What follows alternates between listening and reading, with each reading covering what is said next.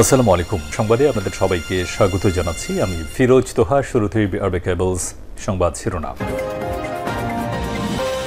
জানিয়ে দেব এই মুহূর্তে হাতে পাওয়া সর্বশেষ গুরুত্বপূর্ণ আপডেট বাংলা সংবাদ। শুরুতেই থাকছে স্বৈরাচার হাসিনাকে ভারত থেকে ফেরত চাইব প্রধান উপদেষ্টা।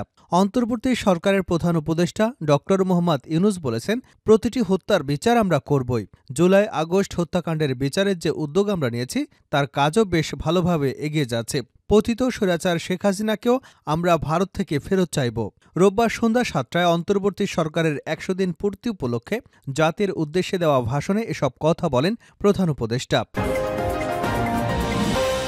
এবারে জানাবো, দ্রুত নির্বাচনী রোডম্যাপ ঘোষণার দাবি জানিয়ে বিএনপির ভাইস চেয়ারম্যান বরকতুল্লাহ বুলু বলেছেন, নির্বাচিত সরকার ছাড়া দেশে স্বস্তি ফিরবে না। রোববার বিকেলে ডেঙ্গু প্রতিরোধে গণসচেতনতা বাড়ানোর লক্ষ্যে আলোচনা সভা ও লিফলেট বিতরণ কর্মসূচিতে রাজধানীর এয়ারপোর্ট রোড সুপার মার্কেটে আয়োজিত সভায় তিনি একথা বলেন। জানাবো, সুনামগঞ্জে প্রধান শিক্ষক অপসারণ নিয়ে সংঘর্ষ, আহত ৪০। সুনামগঞ্জের শান্তিগঞ্জ উপজেলার মাধ্যমিক বিদ্যালয়ে প্রধান শিক্ষককে অপসারণে দুপক্ষের সংঘর্ষে অন্তত ৪০ জন আহত হয়েছেন। রোববার দুপুর 12:30টার দিকে উপজেলার গণিগঞ্জ উচ্চ বিদ্যালয়ের সামনে সংঘর্ষে এ ঘটনা ঘটে। এবারে থাকছে হাজারীবাগে যৌথ বাহিনীর অভিযানে অস্ত্র মাদকসহ গ্রেপ্তার ১৫। রাজধানীর হাজারীবাগ এলাকায় যৌথ বাহিনীর অভিযানে ১৫ দুষ্কৃতিকারীকে গ্রেপ্তার করেছে বাংলাদেশ সেনাবাহিনী।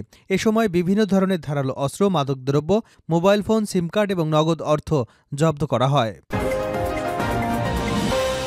এদিকে ভারতীয় হেজেমনি পরাজিত করবার একটি সুযোগ তৈরি হয়েছে। দৈনিক আমার দেশ পত্রিকার সম্পাদক ড মাহমুদুর রহমান বলেছেন, ভারতের সঙ্গে ভুটানের একটা ফ্রেন্ডশিপ চুক্তি আছে, যার মাধ্যমে তারা ভুটানের সঙ্গে হেজিমনিক সম্পর্ক তৈরি করেছে, কিন্তু বাংলাদেশের সঙ্গে তারা ফ্রেন্ডশিপ চুক্তি না করলে একটা উপনিবেশে পরিণত করেছিল। এবং সর্বশেষ জানাবো আন্তর্জাতিক সংবাদ। নেতানিয়াহুর অফিস ঘেরাও করল বিক্ষোভকারীরা। জেরুজালেমে ইসরায়েলের প্রধানমন্ত্রী বেনিয়ামিন নেতানিয়াহুর অফিস ঘেরাও করেছেন বিক্ষোভকারীরা। তার পদত্যাগ, নতুন নির্বাচন এবং গাজায় আটক ইসরায়েলি বন্দীদের ফিলিস্তিনি বন্দীদের সঙ্গে বিনিময় চুক্তি করবার দাবি জানিয়েছে। খবর আল জাজিরার। এতক্ষণ শিরোনাম শুনছিলেন, এবার বিস্তারিত। প্রিয় দর্শক, আপনি যদি এই চ্যানেলে নতুন হয়ে থাকেন, ভিডিওটি দেখতে দেখতে চ্যানেলটি সাবস্ক্রাইব করে আমাদের সঙ্গে থাকুন। আর এই ভিডিও সম্পর্কে আপনি আপনার মূল্যবান মতামতটি কমেন্ট বক্সে জানিয়ে দিন। আর হ্যাঁ প্রিয় দর্শক, জানিয়ে দিন ভিডিওটি কোথা থেকে দেখছেন। স্বৈরাচার হাসিনাকে ভারত থেকে ফেরত চাইব প্রধান উপদেষ্টা। অন্তর্বর্তী সরকারের প্রধান উপদেষ্টা ডক্টর মোহাম্মদ ইউনূস বলেছেন, প্রতিটি হত্যার বিচার আমরা করবই। জুলাই আগস্ট হত্যাকাণ্ডের বিচারে যে উদ্যোগ আমরা নিয়েছি তার কাজও বেশ ভালোভাবে এগিয়ে যাচ্ছে। পতিত স্বৈরাচার শেখ হাসিনাকেও আমরা ভারত থেকে ফেরত চাইব। রোববার সন্ধ্যা ৭টায় অন্তর্বর্তী সরকারের ১০০ দিনের পূর্তি উপলক্ষে জাতির উদ্দেশ্যে দেওয়া ভাষণে এসব কথা বলেন প্রধান উপদেষ্টা। ড ইউনূস বলেন, জুলাই আগস্ট বিপ্লবের পর আমরা এমন একটি দেশ হাতে পেয়েছি যার সর্বত্র ছিল বিশৃঙ্খলা। স্বৈরশাসন টিকিয়ে রাখতে আইনশৃঙ্খলা বাহিনীকে জনগণের মুখোমুখি দাঁড় করে দেওয়া হয়েছিল। বিপ্লব চলাকালে প্রায় ১৫০০ ছাত্র শ্রমিক জনতার শহীদী মৃত্যু হয়। আমাদের সরকার প্রতিটি মৃত্যুর তথ্য অত্যন্ত যত্নের সঙ্গে জোগাড় করছে। এই বিপ্লবে আহত হয়েছে ১৯,৯৩১ জন। আহতদের জন্য ঢাকার ১৩টি হাসপাতাল সহ বিভিন্ন বিশেষায়িত হাসপাতালে চিকিৎসার ব্যবস্থা করা হয়েছে। প্রতিদিনই তালিকায় আরও নতুন নতুন শহীদের তথ্য যোগ হচ্ছে, যারা স্বৈরাচারের আক্রোশের শিকার হয়ে এ পৃথিবী ছেড়ে চলে গেছেন। প্রধান উপদেষ্টা বলেন, কেবল জুলাই আগস্ট গণহত্যাই নয়, আমরা গত ১৫ বছরের সব অপকর্মের বিচার করব। অসংখ্য মানুষ গুম হয়েছেন, খুন হয়েছেন। এই সময় আমরা গুমের তদন্তে একটি কমিশন গঠন করেছি। কমিশনের প্রধান আমাকে জানিয়েছেন, অক্টোবর পর্যন্ত তারা ১৬০০ জনের গুমের তথ্য পেয়েছেন। তাদের ধারণা এ সংখ্যা ৩৫০০ ছাড়িয়ে যাবে। অনেকেই কমিশনের কাছে গুমের অভিযোগ করতে ভয় পাচ্ছেন, এই ভেবে যে অভিযুক্ত ব্যক্তিদের দ্বারা আবার তারা আক্রান্ত হতে পারেন, ক্ষতিগ্রস্ত হতে পারেন। আমি আপনাদের আশ্বস্ত করতে চাই, আপনারা দ্বিধাহীন চিত্তে কমিশনকে আপনাদের অভিযোগ জানান। কারো সাধ্য নেই আপনাদের গায়ে আবার হাত দেবার। ড ইউনূস বলেন, গুম কমিশনের সদস্যদের কাছে ভুক্তভোগীদের যে বিবরণ আমরা পেয়েছি তা অত্যন্ত মর্মান্তিক। জুলাই আগস্টের বিপ্লবের পর ছাত্রছাত্রীরা শহর বন্দরে দেয়ালে দেয়ালে তাদের মনের কথা লিখেছে। তারও আগে যারা গুমের শিকার হয়েছে, প্রতিটি গোপন আস্তানা দেয়ালে দেয়ালে তারা লিখে গেছে, রেখেছে তাদের কষ্টের মর্মস্পর্শী বিবরণ। তাদের এসব কষ্টের কথা শুনে আমাদের হৃদয় কেঁপে ওঠে।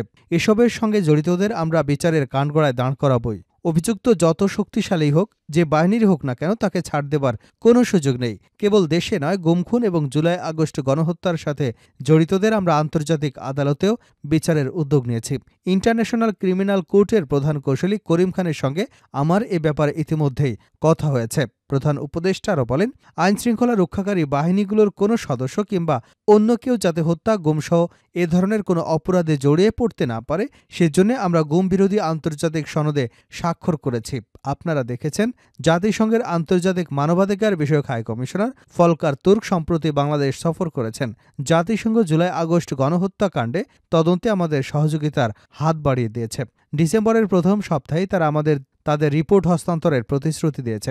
অতীতের গুমের ঘটনাগুলো তদন্তের কাজেও আমরা নিয়মিত তাদের সঙ্গে যোগাযোগ রক্ষা করে চলেছি। মানবাধিকার রক্ষায় সহযোগিতা করতে ঢাকায় তারা তাদের জনবল বাড়ানোর প্রস্তাব দিয়েছে। আমরা এ প্রস্তাব সাদরে গ্রহণ করেছি। দ্রুত নির্বাচনী রোডম্যাপ ঘোষণার দাবি বুলুর। দ্রুত নির্বাচনী রোডম্যাপ ঘোষণার দাবি জানিয়েছেন বিএনপির ভাইস চেয়ারম্যান বরকতুল্লাহ বুলু। তিনি বলেন, নির্বাচিত সরকার ছাড়া দেশে স্বস্তি ফিরবে না। রোববার বিকেলে ডেঙ্গু প্রতিরোধে সচেতনতা বাড়ানোর লক্ষ্যে আলোচনা সভা ও লিফলেট বিতরণ কর্মসূচিতে প্রধান অতিথির বক্তব্যে এসব কথা বলেন তিনি। অন্তর্বর্তী সরকারের উদ্দেশ্যে বুলু বলেন, দেশের জনগণের ভোট দেবার রাস্তা তৈরি করুন। তারেক রহমানের নেতৃত্বে আমরা সবাইকে নিয়ে জাতীয় সরকার গঠন করব। এ সময় তিনি ফ্যাসিবাদী আওয়ামী লীগের বিরুদ্ধে ছাত্র জনতার আন্দোলনে যারা আহত হয়েছেন তাদের সুচিকিৎসায় আরও কার্যকর ভূমিকা নেওয়ার আহ্বান জানান। মির্জা ফাউন্ডেশনের প্রতিষ্ঠাতা চেয়ারম্যান মির্জা মাজারুল ইসলামের সভাপতিত্বে অনুষ্ঠানে বক্তা হিসেবে বক্তৃতা করেন যুবদলের সাবেক কেন্দ্রীয় সভাপতি সাইফুল ইসলাম নীরব। সুনামগঞ্জে প্রধান শিক্ষক অপসারণ নিয়ে সংঘর্ষ, আহত 40। সুনামগঞ্জের শান্তিগঞ্জ উপজেলায় মাধ্যমিক বিদ্যালয়ের প্রধান শিক্ষককে অপসারণে দুপক্ষের সংঘর্ষে অন্তত 40 জন আহত হয়েছেন।